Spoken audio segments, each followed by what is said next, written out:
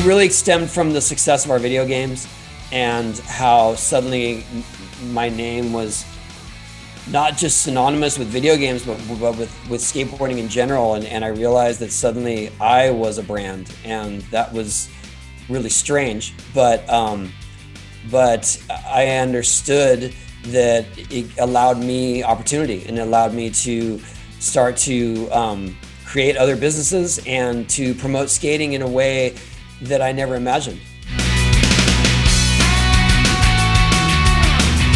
The biggest inspiration for being an athlete and being a successful businessman is Michael Jordan. I mean, he is the standard by which all others are measured. I wasn't trying to emulate him, but for sure he paved the way. Yeah, well, also it allows me to have a sense of confidence and a way of approaching things that is different and is do-it-yourself, which is definitely what I learned from skating, and not being afraid to fail, because in skating it's all about just trying again. And so in businesses there are many risks, and I've taken them, and I've had success and I've had failure, but I know you just get back up and try again. And that's what I learned from skateboarding.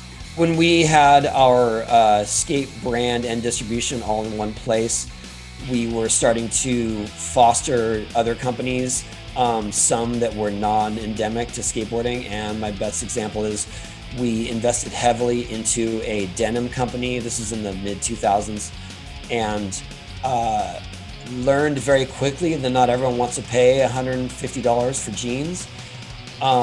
And that manufacturing those expensive jeans takes a lot of capital, and it was basically sucking the building dry of all the profits. And so we cut our losses and sold the company for what we owed the bank. And I think that lesson there was, don't get into something just because you're successful at other things. You have to actually know the business. That's probably the biggest challenge of my life is prioritizing my time and making sure that I am available to my kids. At this point, as of this year, actually, all of our boys are out of the house and either in college or have graduated college. And so only my daughter is of school age. And as tempting as it is to just kind of go off and go crazy with a lot of opportunity right now and a lot of travel, I want to be there for her.